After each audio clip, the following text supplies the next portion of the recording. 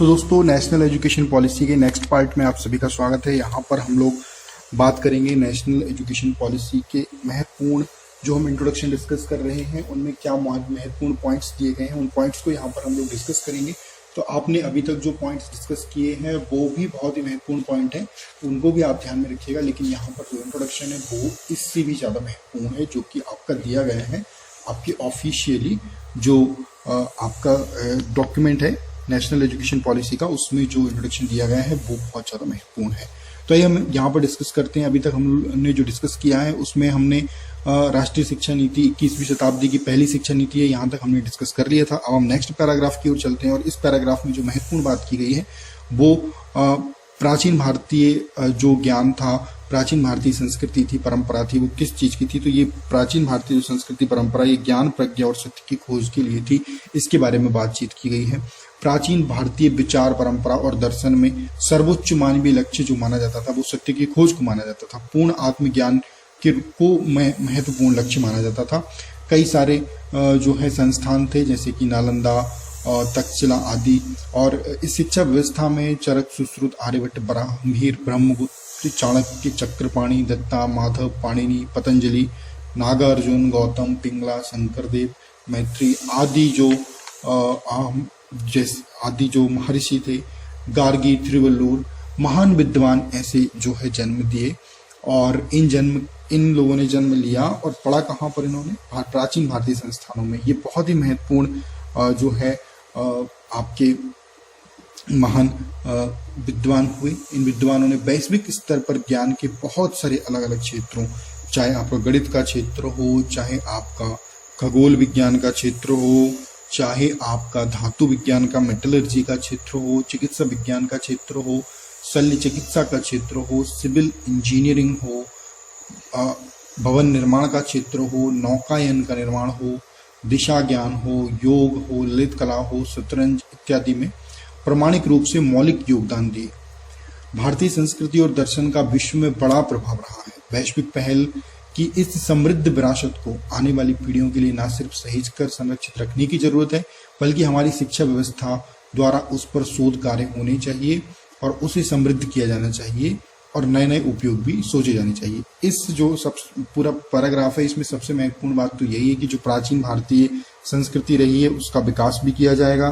साथ ही जो प्राचीन महर्षि रहे हैं उनके द्वारा जिस प्रकार से शिक्षा व्यवस्था चली थी उस पर शोध कार्य भी किए जाएंगे। अगले पैराग्राफ की ओर चलते हैं। तो नेक्स्ट पैराग्राफ आपका जो है वो शिक्षा की व्यवस्था में किए जा रहे बुनियादी बदलावों के केंद्र में कौन होना चाहिए, इस पर हम जो है बात की गई है।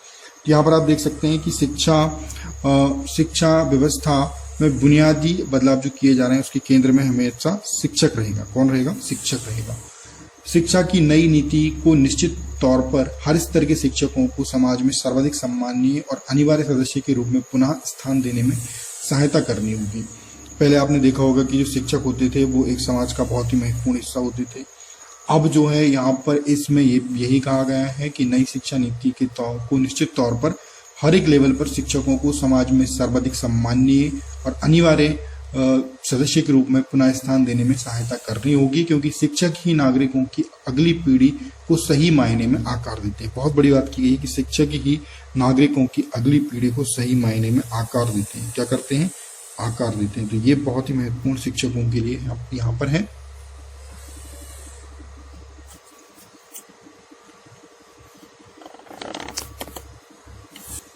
दोस्तों, आगे यहाँ पर जो बात की गई है वो बात की गई है कि ऐसे विद्यार्थियों के लिए जो अलग अलग जगह निवास करते हैं, मतलब उनका निवास स्थान कहीं भी हो, तो उनके उस निवास स्थान, जो उनका निवास स्थान है, उस निवास स्थान पर भी उन्हें शिक्षा मुहैया कराई जा सके, इस पर ध्यान देने की जरूरत है। और ऐतिहासिक रूप से जो हाशिए पर रह रहे समुदाय हैं, उनमें वंचित हों, अल्प प्रतिनिधित्व वाले समूह हों, उन पर भी विशेष ध्यान देने की जरूरत है। शिक्षा बराबरी सुनिश्चित करने का बड़ा माध्यम है। शिक्षा से क्या हो सकती है? बराबरी सुनिश्चित हो सकती है। ये भी दोस्तों यहाँ पर एक बहुत बड़ा जो है बात यहाँ पर की गई है कि बराबरी सुनिश्चित करने का बड़ा माध्यम है और इसके द्वारा समाज में समानता, समावेशन और सामाजिक आर्थिक रूप से गतिशीलता हासिल की जा सकती है।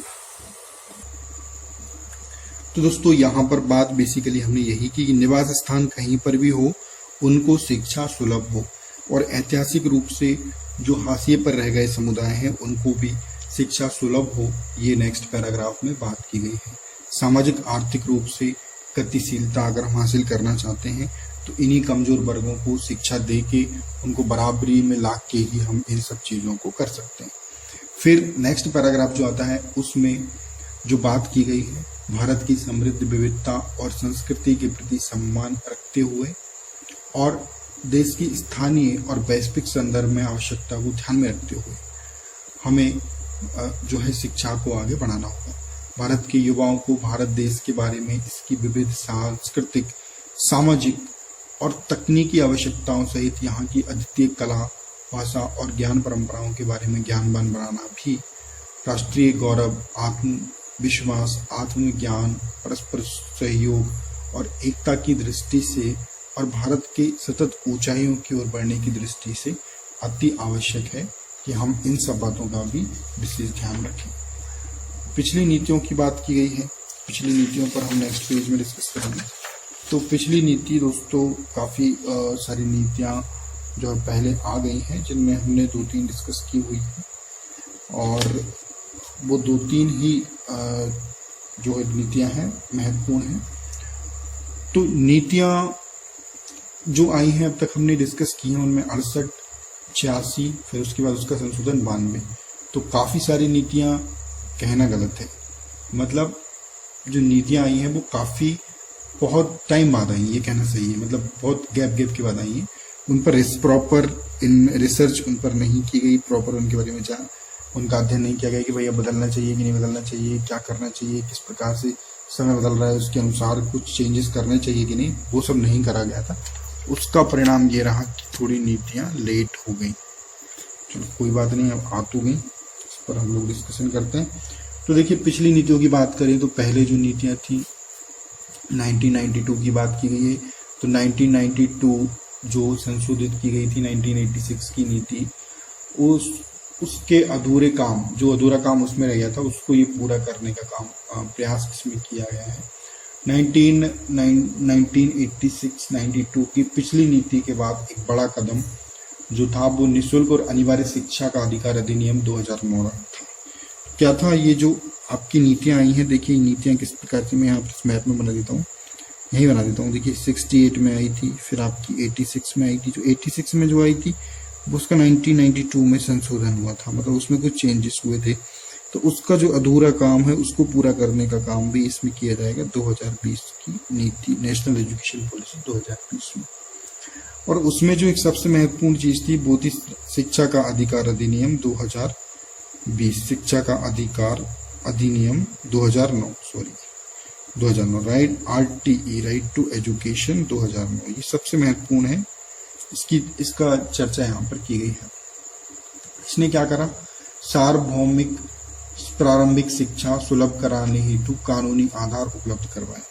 तो सार्वभौमिक मतलब सभी के लिए, सार्वभौमिक प्रारंभिक शिक्षा यानी कि 6 से 14 साल के जो बच्चे होते हैं उनको एलिमेंट्री एजुकेशन उनको उपलब्ध हो, इसको कानूनी आधार बनाया था RTE, right to education act 2009। क्योंकि ये एक मतलब अधिनियम बन गया था तो ये बिल्कुल जरूरी हो गया था कि सभी जो बच्चे हैं उन 6 से 14 साल तक के उनको राज्य शिक्षा उपलब्ध कराए, प्रारंभिक शिक्षा उनको सुलभ कराए, उपलब्ध कराए। फिर आगे जो बात की गई है वो इस नीति के आधार सिद्धांतों की बात की गई है। इस नीति के आधार सिद्धांतों में ऐसे इंसानों का विकास करना है, अच्छे ऐसे इंसानों का विकास करना है। देखिए इंसानों की बात की गई है तो देखिए इंसानों के लिए ही बनती है नीति, शिक्षा नीति इंसानों के लिए ही बनी है। तो ऐसे इंसानों का विकास करना है जो तर्क संगत मतलब लॉजिकल, कैसी बात करें, लॉजिकल तर्क संगत विचार करने और कार्य करने में सक्षम हो। तो लॉजिकल थिंकिंग मतलब लॉजिकल विचार करने में और फिर कार्य करने में सक्षम हो, जिसमें करुणा, सहानुभूति, साहस क्या हो, करुणा हो, सहानुभूति और साहस, तो ये भी बहुत जरूरी है। ऐसा नहीं कि रोबोट बन जाओ। करुणा, सहानुभूति, साहस और लचीलापन, वैज्ञानिक चिंतन और रचनात्मक कल्पना शक्ति, नैतिक मूल्य और आधार हो। तो वैज्ञानिक चिंतन भी हो उनके अंदर, मतलब अगर हम बात करें तो, क्योंकि वैज्ञानिक चिंतन के बिना भी एक मानव पूर्ण नहीं होता है, वैज्ञानिक चिंतन भी उनके अंदर हो, और साथ ही साथ रचनात्मक कल्पना शक्ति, नैतिक मूल्य और आधार हो। इसका उद्देश्य ऐसे उत्पादक लोगों को तैयार करना है जो कि अपने संविधान द्वारा परिकल्पित समावेशी और बहुलतावादी समाज के निर्माण में बेहतर तरीके से योगदान कर सके। तो मेन जो उद्देश्य क्या है वो संविधान में क्या है, संविधान ने हमारे सभी भाषाओं को वरीयता दी है, 22 भाषाएं शामिल हैं, आप समझ सकते हैं। बहुलतावादी समाज है, तो इस बहुलतावादी समाज के निर्माण में हम बेहतर तरीके से योगदान कर सकें, बच्चे बेहतर तरीके से योगदान कर सके, ये मेन इसका पर्पस है। फिर आ जाते हैं आगे। फिर जो बात की गई है वो एक शैक्षणिक संस्थान की बात की गई है। एक शैक्षणिक संस्थान को अगर हम देखें तो ये आपका अगर शैक्षणिक संस्थान होता है, यहाँ पर अगर हम बात करें तो ये आपका शैक्षणिक संस्थान हमने एक नॉर्मली समझ लिया। तो इस शैक्षणिक संस्थान वह संस्थान है जो छात्रों का क्या करता है, वेलकम करता है, स्वागत करता है। किसी छात्र का जो वेलकम करता है, एक बात यही की गई है कि अच्छा शैक्षणिक संस्थान वह है जो छात्र का, प्रत्येक छात्र का, ईच एंड एवरी स्टूडेंट, प्रत्येक छात्र का क्या करता है, स्वागत करता है और उसकी देखभाल की जाती है। साथ ही उसकी क्या करता है, केयर करता है, वहां पर देखभाल की जाती है, जहां एक सुरक्षित प्रेरणादायक शिक्षण वातावरण मौजूद होता है। किस प्रकार का, एक सुरक्षित हो और प्रेरणादायक शिक्षण वातावरण, यहाँ पर एजुकेशनल एनवायरनमेंट वहां पर मौजूद होता है, प्रेरणादायक हो, मोटिवेटिंग और साथ ही सुरक्षित हो, इस प्रकार का वातावरण वहां पर मौजूद होता है, जहां सभी छात्रों को सीखने के लिए विविध प्रकार के अनुभव, डिफरेंट टाइप्स ऑफ एक्सपीरियंस बच्चों को अवेलेबल कराए जाते हैं सीखने के लिए। तो वहां पर सीखने के लिए विभिन्न प्रकार के जो है अनुभव कराए जाते हैं।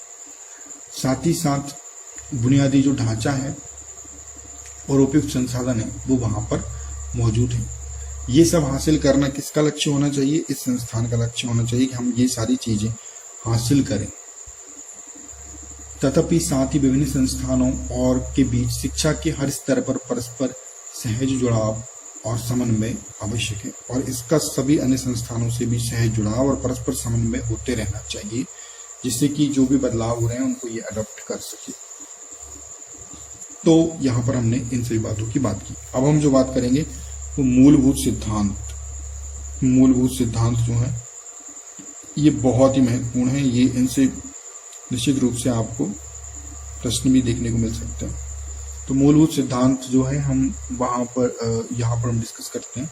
तो 1 2 3 4 कुल, और 4 के साथ अगर हम बात करें तो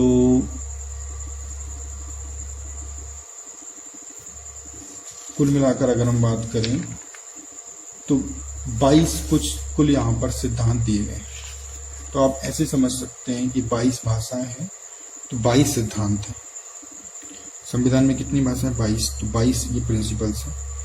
22 प्रिंसिपल में पहला जो प्रिंसिपल है वो है आपका हर बच्चे की विशिष्ट क्षमताओं की स्वीकृति पहचानना और उनके विकास हेतु प्रयास करना। तो हर एक बच्चा जो है उसकी विशिष्ट क्षमताएं, उसकी विशिष्ट क्षमताओं को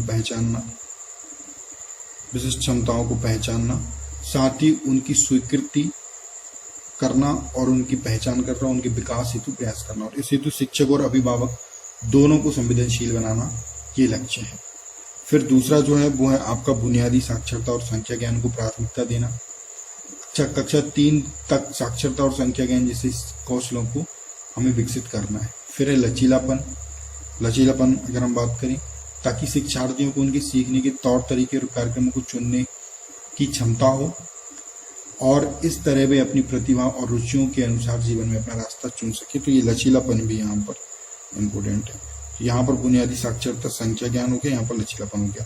चौथा जो है वो महत्वपूर्ण है कि कला और विज्ञान के बीच कोई अलगाव ना हो, मतलब कला और विज्ञान के बीच में भी समन्वय बनाया जाए, इसके बीच कोई स्पष्ट अलगाव ना हो, जिससे कि वो जो है ज्ञान के अलग अलग क्षेत्रों के बीच हानिकारक ऊंच नीच, परस्पर दूरी, असंबद्धता हो जाए, उसको दूर किया जा सके।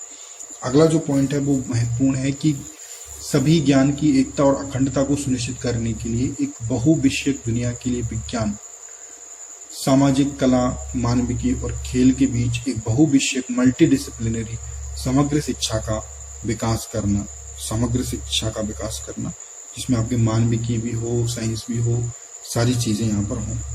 फिर छठा जो है वो है दोस्तों अवधारणात्मक समझ पर जोर, मतलब कंसेप्चुअल लर्निंग पर जोर, ना कि रटंत खत्म, अवधारणात्मक समझ पर जोर। ये जो हो गया आपका छठा, ये हो गया आपका सातवां। सातवां है आपका रचनात्मक और तार्किक सोच, मतलब रचनात्मक और तार्किक सोच, मतलब जिस एक प्रकार की आपकी लॉजिकल थिंकिंग होनी चाहिए डेवलप आपकी, और इस लॉजिकल थिंकिंग के साथ साथ आपका जो है नवाचार को आपको प्रोत्साहित करे, आपको इस प्रकार की रचनात्मक सोच भी होनी चाहिए। फिर यहाँ पर बात की गई है नैतिकता और मानवीय संवैधानिक मूल्य, उनका भी ध्यान रखना। फिर है आपका बहुभाषिकता, ठीक है, बहुभाषिकता, यहाँ पर बहुभाषिकता भी आपको ध्यान रखना है। तो बहुभाषिकता जो है, बहुभाषिकता का अध्ययन और अध्यापन कार्य में भाषा की शक्ति का उपयोग करना। फिर अगर हम बात करें तो जो नेक्स्ट है वो है आपका जीवन कौशल, जैसे आपसी संवाद, सहयोग, सामूहिक कार्य और लचीलापन, ये सारी चीजें भी यहाँ पर हम जो है ऐड करें। इस प्रकार की बातें यहाँ पर की गई हैं, जीवन कौशल की बात भी की गई है। फिर आ जाते हैं आगे, सीखने के लिए सतत मूल्यांकन पर जोर। तो दोस्तों यहाँ पर मैं आपके सामने एजुकेशन पॉलिसी को रख देता हूँ, जिससे आप बहुत अच्छे से डिस्कस कर सकते हैं। तो अगली जो बात की गई है वो बात की गई है सीखने के लिए सतत मूल्यांकन पर जोर। इसके बजाय कि साल के अंत में होने वाली परीक्षा को केंद्र में रखकर शिक्षण हो, जिससे आज की कोचिंग संस्कृति को बढ़ावा मिलता है। तो सतत मूल्यांकन हो, मतलब कंटिन्यूस मूल्यांकन चलता रहे। तकनीकी के यथासंभव पर जोर, तकनीकी का यथासंभव उपयोग किया जाए। अध्ययन अध्यापन कार्य में भाषा संबंधी बाधाओं को दूर करने में, दिव्यांग बच्चों के लिए शिक्षा को सुलभ बनाने में और शैक्षणिक नियोजन और प्रबंधन में भी तकनीकी का यथासंभव उपयोग किया जाए। सभी पाठ्यक्रम शिक्षण शास्त्र और नीति में स्थानीय संदर्भ और विविधता की स्थानीय परिवेश के लिए एक सम्मान हमेशा ध्यान में रखते हुए कि शिक्षा एक समवर्ती विषय है। तो सभी पाठ्यक्रम शिक्षण शास्त्र और नीति में जो स्थानीय संदर्भ है उस और विविधता है, उसके लिए एक सम्मान हमारे पास होना चाहिए। फिर यहाँ पर जो बात की गई है वो बात की गई है कि सभी शैक्षिक निर्णयों की आधारशिला के रूप में पूर्ण समता और समावेशन। तो सभी साथी शिक्षा को लोगों की पहुंच और सामर्थ्य के दायरे में रखना, यह सुनिश्चित करने के लिए सभी छात्र स्कूल शिक्षा प्रणाली में सफलता हासिल कर सके। तो सभी शैक्षिक निर्णयों की आधारशिला के रूप में क्या करना है, पूर्ण समता और समावेशन। आगे बात की गई है स्कूली शिक्षा से उच्चतर शिक्षा तक सभी स्तरों की शिक्षा पाठ्यक्रम में तालमेल, प्रारंभिक बाल्यावस्था देखभाल शिक्षा से, तो सभी जो लेवल हैं वहां पर एक तालमेल बैठे, इसके बारे में बात की गई है। फिर शिक्षकों और संकाय को सीखने की प्रक्रिया का केंद्र माना, उनकी भर्ती की तैयारी की उत्कृष्ट व्यवस्था हो, निरंतर उनका व्यवसायिक विकास हो, सकारात्मक कार्य वातावरण हो, सेवा की स्थिति हो, इन सब की बात भी यहाँ पर की गई है। शैक्षिक प्रणाली की अखंडता, पारदर्शिता, कुशलता की बात की गई है। ऑडिट और सार्वजनिक प्रकटीकरण, ऑडिट और सार्वजनिक प्रकटीकरण के माध्यम से जो है यहाँ पर जो है ऑडिट की बात की गई है, सार्वजनिक सशक्तिकरण की बात की गई है। तो इन सब के माध्यम से सेवा की स्थिति बिल्कुल तय करना, और अखंडता, पारदर्शिता और संसाधन कुशलता की बात की गई है। ऑडिट और सार्वजनिक प्रकटीकरण के माध्यम से सुनिश्चित करने के लिए एक हल्का लेकिन प्रभावी नियामक ढांचा, साथ ही स्वायत्त सुशासन और सशक्तिकरण के माध्यम से नवाचार की बात की गई है। तो नवाचार और आउट ऑफ द बॉक्स विचारों को प्रोत्साहित करना, गुणवत्तापूर्ण शिक्षा के विकास के लिए उत्कृष्ट स्तर का शोध, शैक्षिक विशेषज्ञों द्वारा निरंतर अनुसंधान और नियमित मूल्यांकन के आधार पर प्रगति की सतत समीक्षा हो, भारतीय जड़ों और गौरवों से बंधे रहना, जहां प्रासंगिक लगे वहां भारत की समृद्ध बुजुर्ग प्राचीन आधुनिक संस्कृति और ज्ञान प्रणालियों और परंपराओं को शामिल करना और उनसे प्रेरणा पाना। ये दोस्तों यहाँ पर बात की गई है। फिर यहाँ पर जो बात की गई है वो आप देख सकते हैं कि शिक्षा एक सार्वजनिक सेवा है, ये बात की गई है। शिक्षा को प्रत्येक बच्चे का मौलिक अधिकार माना जाना चाहिए, ये कहा है। एक मजबूत जीवन सार्वजनिक शिक्षा प्रणाली में पर्याप्त निवेश हो, साथ ही सच्चे परोपकारी, निजी और सामुदायिक भागीदारी को प्रोत्साहन और सुविधा।